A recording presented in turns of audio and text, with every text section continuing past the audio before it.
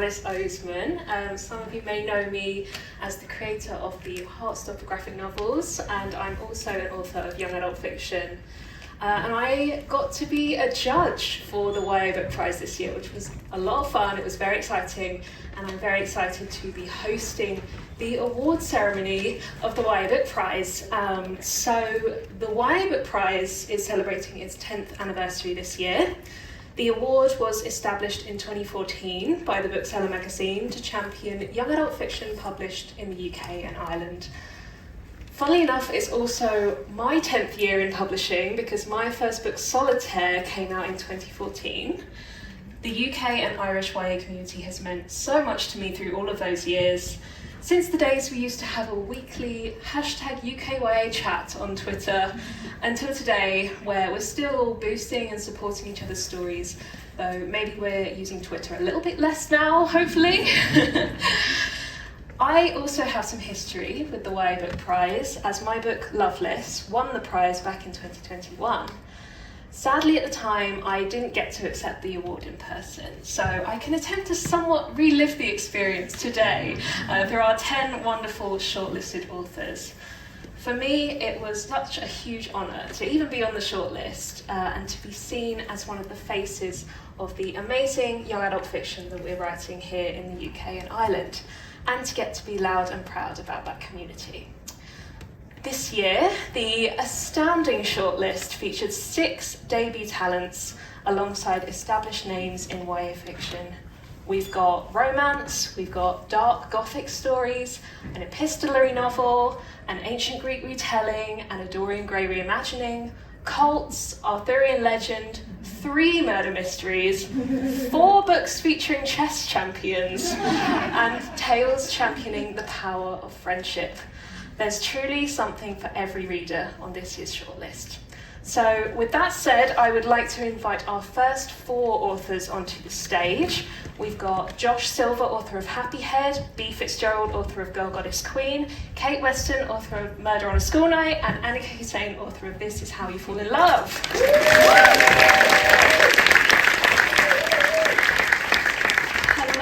Hello, welcome. So I'm going to come to each of you one by one, and I'm going to ask you to tell us 3 things. Firstly, introduce yourself and your book. Secondly, tell us what being shortlisted for the prize means to you. And lastly, you can do a little reading from your book, or you can just tell us a bit about the book if you don't want to do reading. So first of all, we are going to come to Josh. Yeah, thanks, Alice. Hi everyone, my name's Josh. Can you hear me? Yes. No, you can't. Okay. Hi everyone, my name's Josh. You can hear me now? No? It's the microphone. Is the mic not working? It's like you're falling down a well. Well, that's a great start. Okay, my name's Josh and I'm the author of Happy Head. So I started writing when I was a kid. And I just wrote little stories to myself. I think I really loved escaping into other worlds. I think it had God, it's so hard to do this in 5 minutes, but I really liked being other people. Hey, thank you. I really liked being other people, and I wanted to be an actor, and I just liked being in other worlds in my head, and so I went to drama school and I became an actor, and that was not what I thought it would be. I think for me personally, I found, do you know what? It's really hard when you're a teenager and you're trying to find who you are, and you spend a lot of your time validating yourself through external things, other people's opinions, relationships, things you can get, things you can have, your GCSE grades, your A-level grades, the university you go to, how many friends you have, how many likes you got on Twitter, blah, blah, blah. And honestly, I feel like we live in this world where our worth is defined externally, and I lived like that for a very, very long time, and as an actor I lived like that, and it became incredibly destructive for me. And a lot of stuff happened, but then I ended up quitting being an actor, and I became a mental health nurse, which my parents were like, what is happening? But I ended up loving it, and I there was something about shattering the illusion of what being an actor means and shattering the glamour and the glitz of being in shows and the West End and Broadway, which I did, by the way, and they didn't make me happy. And I had to just tear down this idea I had in my head of what happiness looks like. And so I started working on mental health awards, and I loved it. I absolutely still do when I can work on them, but I came up with this idea about Happy Head, which is my book, which is set in a dystopia, because I love dystopian thrillers, so like Squid Game, Alice in Borderland are some of my favourite shows. I love watching TV. I'm not an author that says don't watch TV, like I love it, it's great. But so I started writing this book about a dystopian mental health system, and it features a lead character called Seb, who's 17, and he really struggles. Yes, he is slightly based on me, I'd say my inner world. And he is a people pleaser, and he gets selected to go to this facility for 13 days. The government are trying to tackle the national unhappiness epidemic, and he's part of the 100 selected, and he's a massive people pleaser, so he wants to do the best he can, but what the programme is asking of him is ultimately asking him to deny who he is. He meets a guy called Finn, who is called rebellious and wrong, but Seb sort of falls for him because he's got this ability to be himself within the system that's asking him to change. So that's Happy Head. I've loved writing it. What this award means to me is talking about validation. It's a really interesting thing being nominated for an award, because I'm incredibly grateful to be here. I could try and make it feed my ego and be like, like I'm not award nominated, which is amazing, it is, but what this award really is about is getting these narratives, these amazing 10 narratives, into the hands of young people who are in a world where they have to validate themselves through stuff like social media, which is an incredibly dangerous place to find your sense of self. Books allow young people to fill the narratives with their own imagination and their own life and find a sense of self in them, and that's why I'm so grateful to be here, to be a part of it. And I want to thank the organisers who have done it for giving the opportunity for books to be put in front of young people. That's me. Thanks.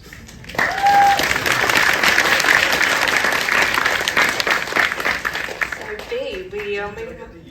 Yeah, no, that was great. I said B, but it was deep, and we enjoyed that. It was so deep.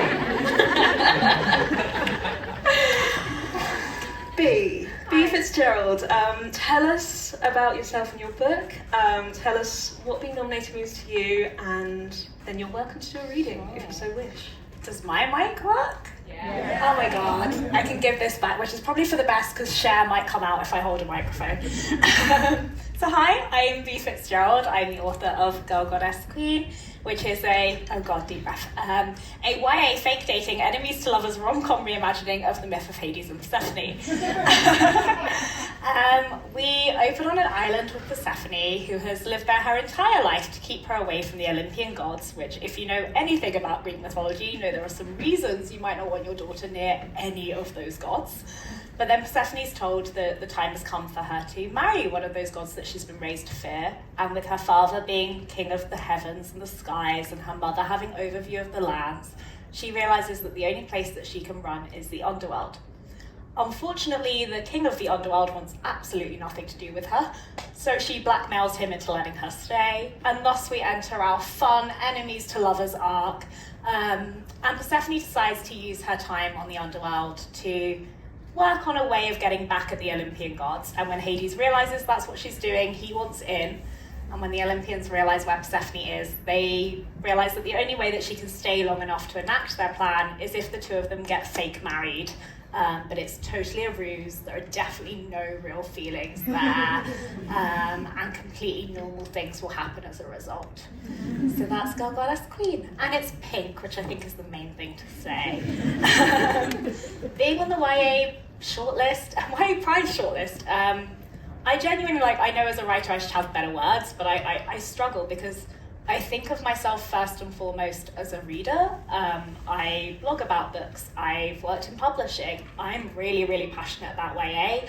I will scream about the power of YA and the books in YA and the fact that YA has been breaking boundaries for years before adult publishers decided to get on board.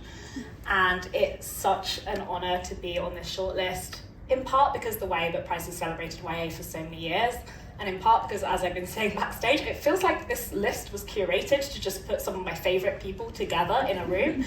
And it's just so amazing to look at some of my favourite YA books and then see mine right next to it. So thank you for that. I'll do a quick reading if we have time. I might have rambled on too long, but no one is chopping my head off yet, so which I assume is protocol. This is the first thing I ever wrote for Girl Gone Spain. It's technically chapter 4, but basically I was having a really bad day at work. There's something you should understand. I'm good. I'm really good. It's practically my defining characteristic. What a good girl, what a pretty girl. Isn't she beautiful? Such an angelic child. I have other characteristics, of course. I'm very accomplished. I can weave almost as well as Athena. I'd say better, but Arachne doesn't spin webs for nothing. My voice could bring armies to heel. When I sing, of course, not when I talk. Good girls should be seen and not heard, after all. My needlework is as detailed and fine as any other, and you should see me spin a pot. Do you see it yet, what I'm trying to say? When Mother entertained her friends, I sat quietly and prettily and ate delicately. I declined second portions, even while my stomach growled, and the adults beamed and complimented my mother and said how perfect I was, and how could they ever have expected anything less from Corey? I rubbed honey into my hair to make it shine, even when it attracted insects, and I mixed sand with olive oil to take the hard skin off my body, even when it bled. I bled a lot, on the loom, on a needle, in the garden, between my legs as my mother smiled and said I was becoming a woman, and then she cried and added another layer of protection to this island and swore the nymphs to secrecy.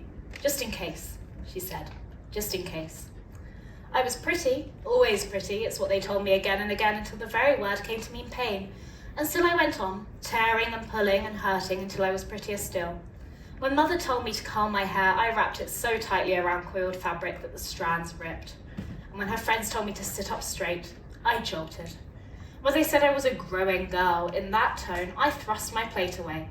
When they said I would be prettier if I smiled, I beamed. I was good, I was obedient, I was fucking perfect. So when I finally snapped, I snapped hard. When I finally said no, I screamed it from the mountaintops, or from the underworld, as the case may be.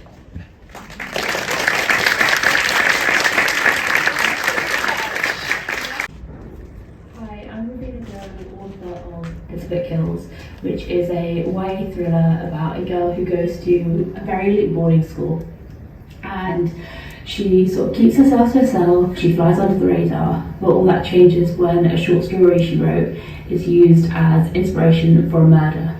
And she needs to figure out who the killer is, because not only is her place at school in jeopardy, but also she might be the next victim. I am so incredibly honoured that This Book Kills has been shortlisted for the YA Book Prize amongst so many other brilliant books. The award has such an amazing history and it's championed so many fantastic titles, and I'm just incredibly grateful to be a part of that, so thank you so much. Weston, author of Murder on a School Night. Hi, I'm Kate. This is my book, Murder on a School Night. Murder on a School Night is a comedy murder mystery where... Oh, shall I start again? I'm Kate Weston, this is my book. Murder on a School Night is a comedy murder mystery where all of the murders are either committed with or involving menstrual products in some way. Being on the YA Prize shortlist means a lot to me because it's really cool. And it feels really cool, but also because the reason I started writing books in the first place was because I wanted to talk about the things that when I was a teenager I was told not to talk about, because I realised as I got older that that was actually quite damaging, and that actually if I wrote books that talked about those things it might inspire kind of younger people to talk about them. So I wrote about mental health and I wrote about period positivity in my first book. And my first book, Diary of a Confused Feminist, had this menstrual cup bunting, and a lot of people got a bit annoyed about it. One man called Terry on Twitter told me I was utterly disgusting. I don't know if Terry knows about the birds and the bees and how he came to be, but periods had a big part in it, so I imagine that was hard for Terry to digest. And some head teachers at some schools said to me, don't expect much from them, it's quite an embarrassing topic you're talking about. And I thought, why are we still doing this? So anyway, I persevered, I doubled down, I thought, do you know what, I'm going to talk about periods even more, because it seems to be pissing people off. And it was the pandemic. I was basically sat watching rotation of Booksmart and Midsummer Murders, two of the greatest things ever created, and I thought, you know what, we could combine these two, add some periods in, and it'll be great time. So really being, shortlisted for the YA Book Prize means that people do want to read books about periods and about people being silly with tampons, and that's reassuring. And I'll probably keep banging on about it. So I will read you the first bit of the book, which I normally get told off because apparently there's swear words in it, but I hadn't noticed, so I apologise. Chapter 1. Body positivity influencer Winona Phillips says she recites this prayer to her vagina every morning. Annie shouts across at me as the two of us cycle side by side. It wouldn't be so weird that she was shouting the word vagina across the street if it weren't for the fact that she's riding her 6-year-old sister's bicycle, complete with streamers, glitter and an old Paw Patrol reflector. It's our first day of sixth form, where we'd committed to a more sophisticated way of life, and yet a broken chain on Annie's bike has shut up on all our poise. If Winona Phillips is so body positive, then why does she say that she steams her vagina once a week over a pot of boiling chickpea water? I ask, rolling my eyes. If you ask me, that sounds like a recipe for thrush. Winona Phillips brings both joy and confusion to our lives. Sometimes what she says is so spot on that you don't have to have a vagina to be a woman, and other times it's just confusingly wild. Chickpea vajacials? No tar. The prayer is meant to attack taboos, God, changing a page is hard, isn't it, around vaginas and vulvas, and make more people aware that the bit they think is the vagina is actually the vulva. Annie loves to howl it into the empty streets of Barbara, claiming she's warding off shame.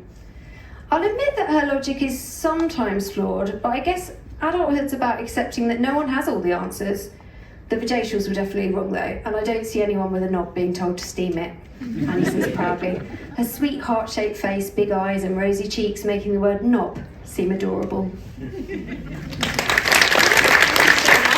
Our first group, let's move on to Anika Hussain, author of This Is How You Fall in Love. Can we hear me? No? I've got the mic. Hi, my name is Anika Hussain and I'm the author of This Is How You Fall in Love. This Is How You Fall in Love is a young adult romantic comedy following Zara, who's the biggest fan of everything romance. And when her parents' marriage, which has always seemed like happy-go-lucky, the best thing in the world, seems to crumble in her eyes. They're really not crumbling, they're having an argument, as most relationships do. She feels really worried about their relationship. And when her best friend accidentally posts her on Instagram saying that he's in a relationship with someone who looks like her, she thinks, oh, maybe I'll fake date him, because her parents have always been rooting for them to be a couple. And what's a better distraction from your marriage and its problems than getting involved in your daughter's fake dating relationship.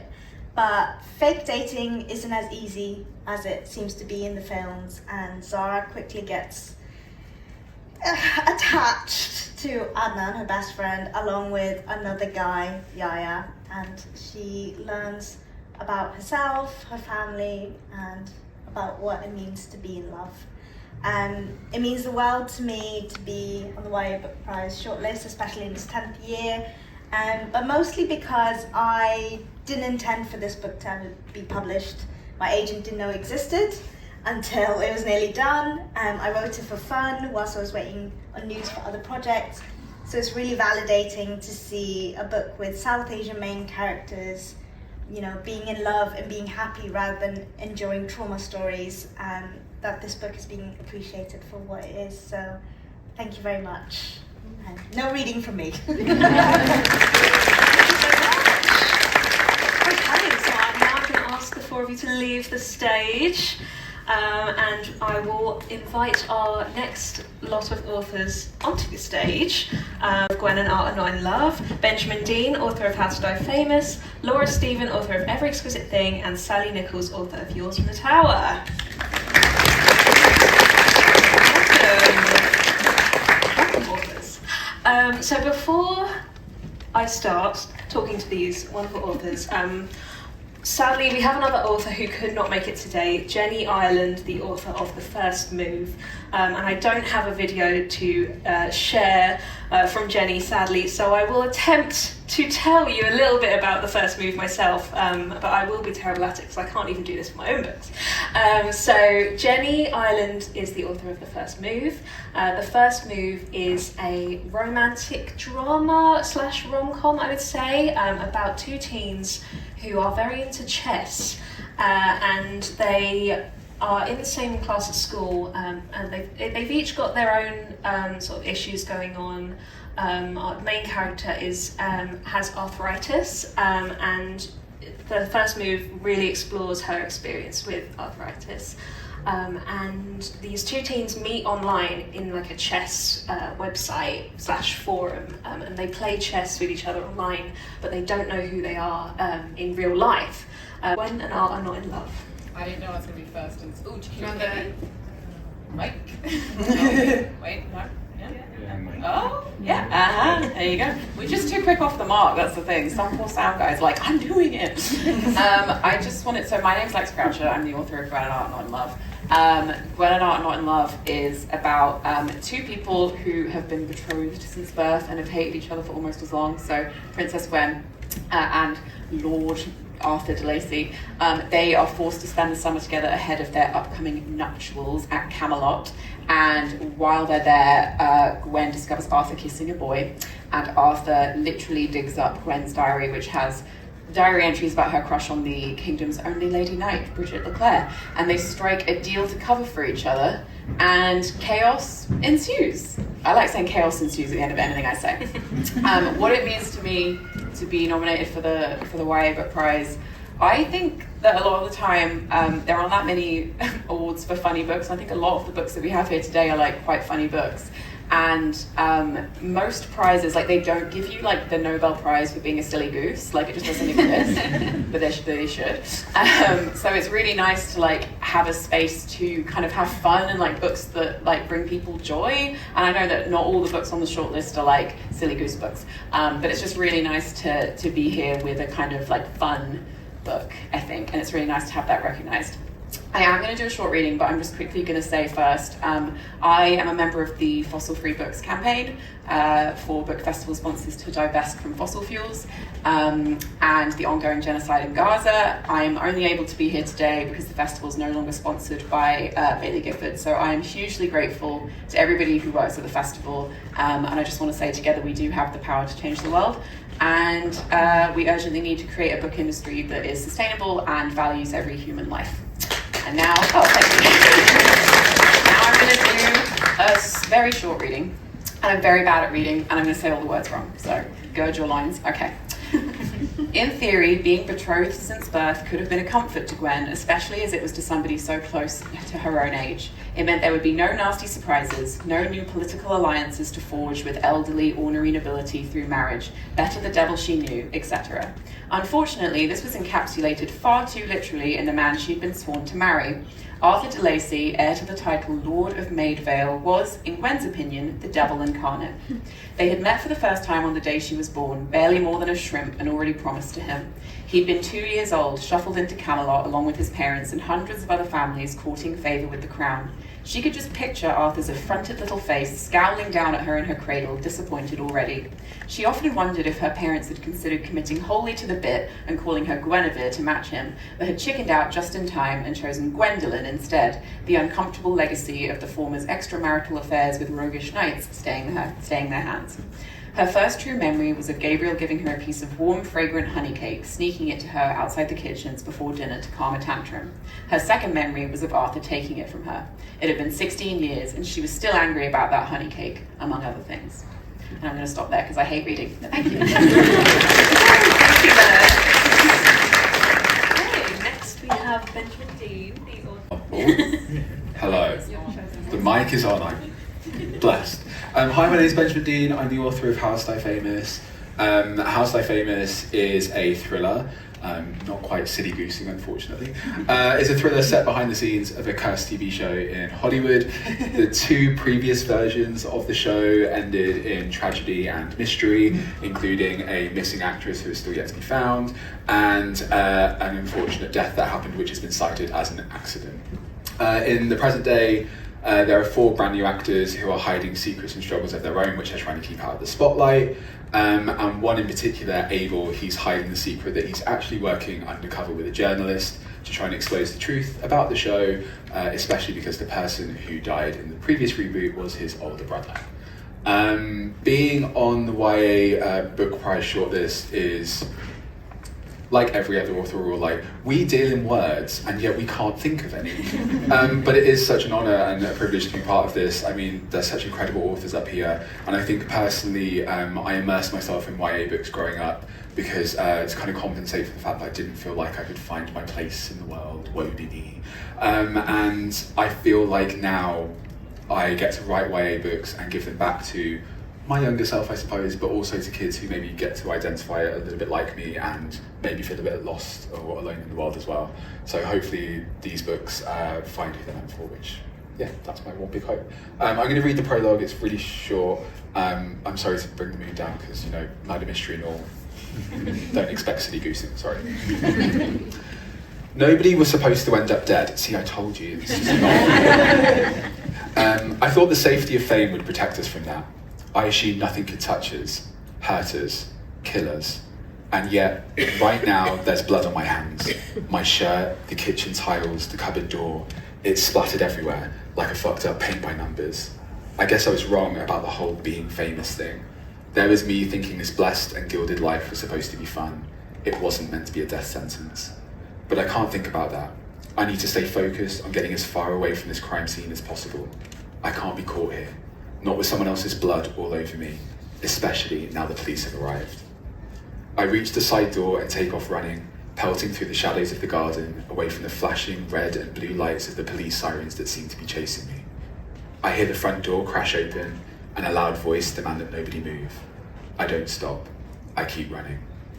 History has a habit of repeating itself. 2010, 2020, now. Maybe everyone was right. Perhaps this show really is cursed.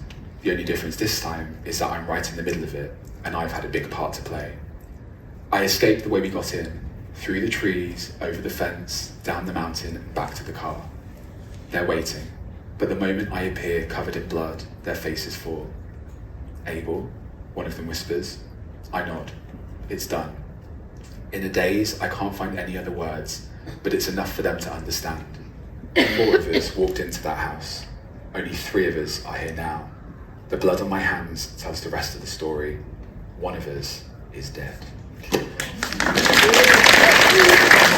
Only to find a few days later that her mentor ends up dead and she's been murdered using her own portrait.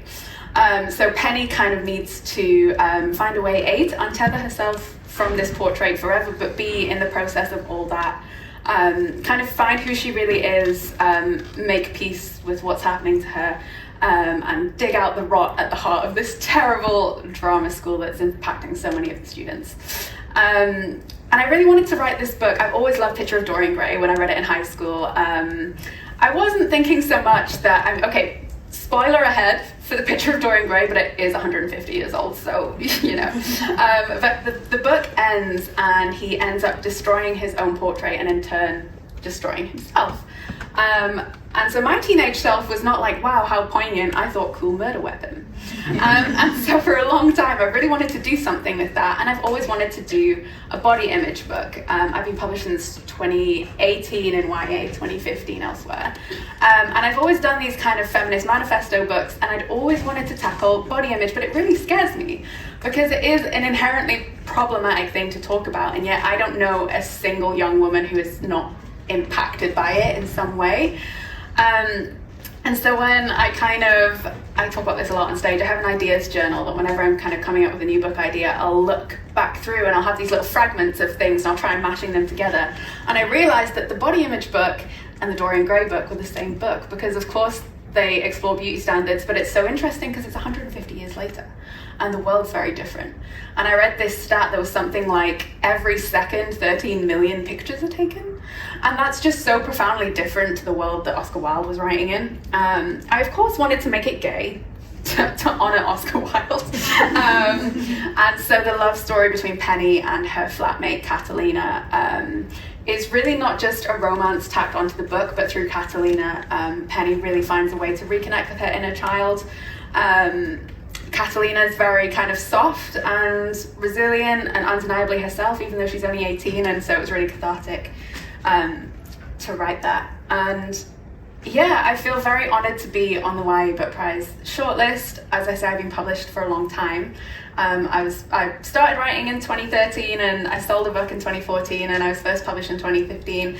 And ever since then, I've looked up to this prize and all the kinds of authors that have been shortlisted and been where I am right now, and thought, wow, that is the pinnacle of what YA can do. And YA, as Lex said this morning, we did a school event. When we were younger, we didn't have YA. So I graduated straight from like Sleepover Club to like Stephen King. And there was no in between. And so it's so meaningful to me to kind of have this whole amazing genre that is dedicated to those teenage years, because that's where I really needed it the most, where I needed books the most. And as Josh said, to have so many different experiences represented on the page, we didn't have that. And so yeah, it's very powerful to me, and I'm very grateful to be here. And now we're about to hear from our last but definitely not least author, Sally Nicholls, the author of Yours from the Tower. Hello.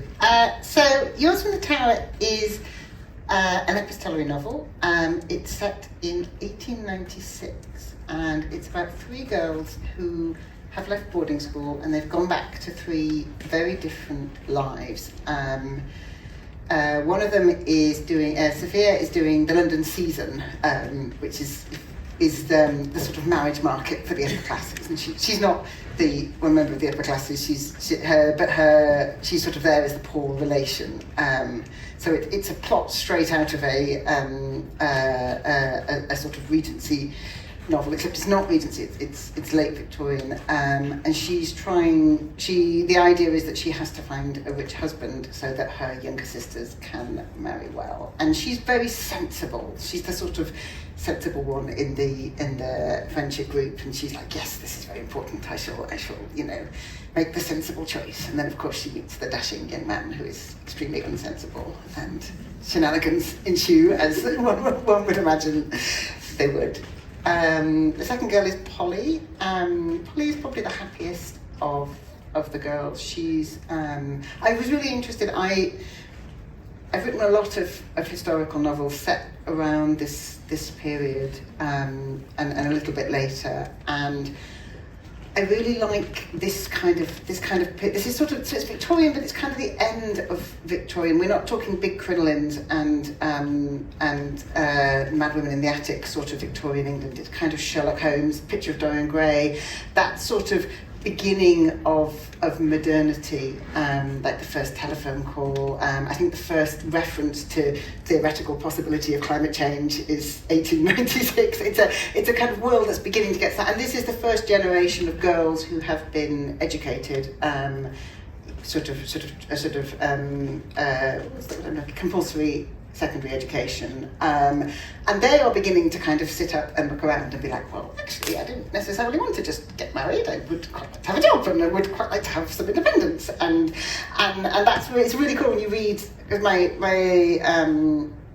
before this, I'd written a book about the suffragette movement, and there was a lot about a lot of the reading I did around then. There was young women kind of being like, my dresses don't have pockets. This is really annoying. Why don't we have pockets? And all this kind of the same problem we've got now. So Polly is a working girl. She works as a teacher in an orphanage, and she has a sort of she's the one whose sort of life is most kind of plausible. But she is.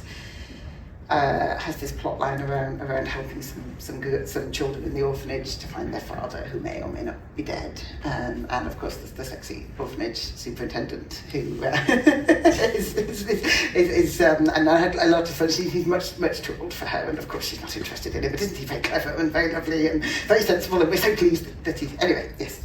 You get the impression of where you're going. And then my third girl is Tirza, and Tirza is living with her grandmother. We don't know when the book starts why she's living with her grandmother. And Tirza's grandmother has decided that she is not going to get married. She's going to stay at home and be her sort of companion and supporter in her old age. And this was a genuine issue for some girls in Victorian England.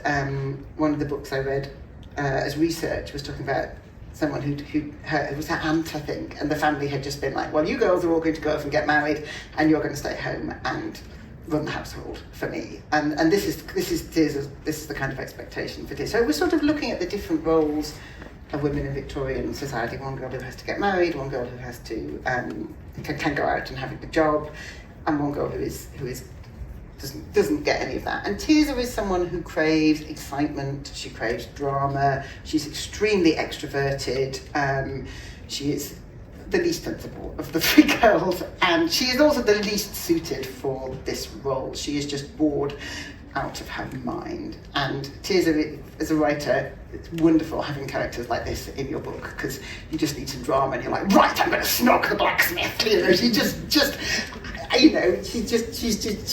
you know, when the plot is not happening, you just kind of shove Tirza on stage and have her do something. So there are these three sort of stories about what it was like to be a woman at the end of the Victorian England, the beginning of kind of modern England. And there are three romances, and quite a lot of drama. A friend of mine described it as sort of messy teenage drama with Victorian girls, which I think it is. But it's also a very warm book. It's not a traumatic book. I don't think it's a silly book, but it's someone described it as a warm hug of a book, and I think that's kind of what I was hoping for. It's a lot of decent people being friends. What it's mostly about is about that power of female friendship, particularly when you've got someone like Tirza who doesn't quite have a family, and so she's turning to her friends to be her family. And I think a lot of us maybe know people like that, and how powerful that is, and how powerful female friends can be. Do I have time to do a short? Yeah. Okay. So having told you it's all about the power of female friendship, I am of course going to read you a letter from one of the men. The whole book is letters.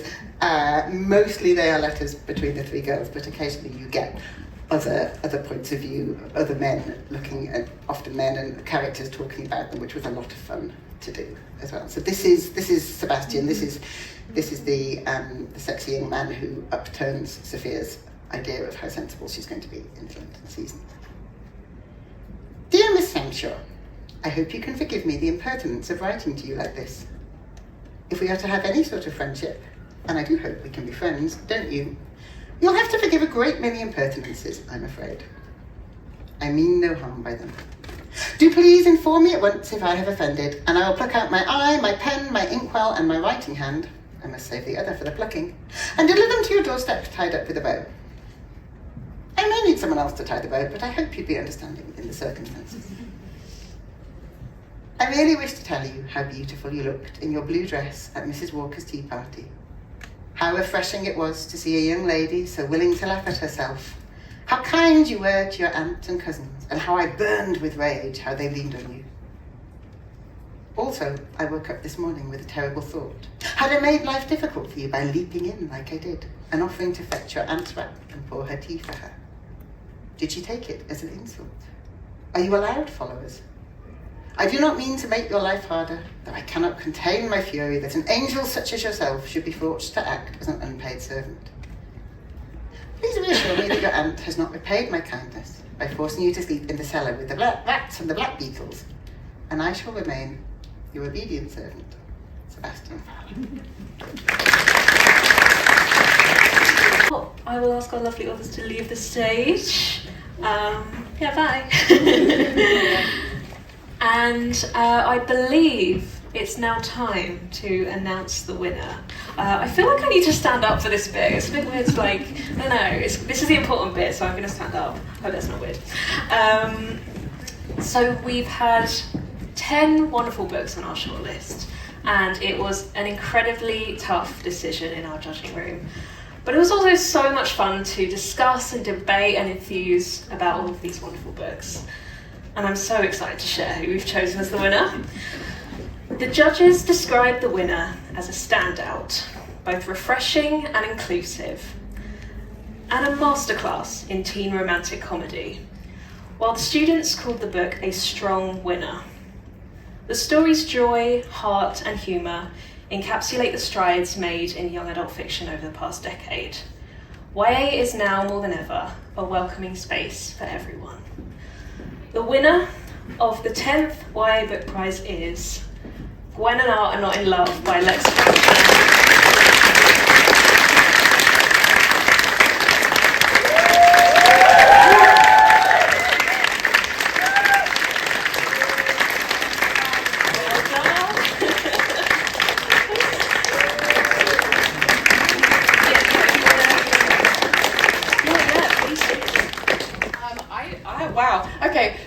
Sometimes they tell you if you've won an award before, and you can just go, okay, well, I obviously haven't won it. And so I was hoping I hadn't won it, not because I didn't want to win it, because I didn't practice anything to say. And now I'm just going to cry in front of everybody. But thank you so much to everybody at the YA Book Prize. Thank you to my agent, who was here filming me, which is terrible. Thank you to everybody at Bloomsbury. There's probably a lot of people that I'm supposed to thank, and I'm just not going to remember. Thank you to all the other authors, because I love you all, and there's no one I'd rather do a 2-hour mixer drink with in my life. It was great. Yes, it means a lot to me that this book has won, especially because it is definitely the book that I would have wanted to read when I was younger, and would have really helped me realise a lot of things about myself a lot earlier in life. And yes, thank you. Sorry, I wish I had more to say. Thank you so much.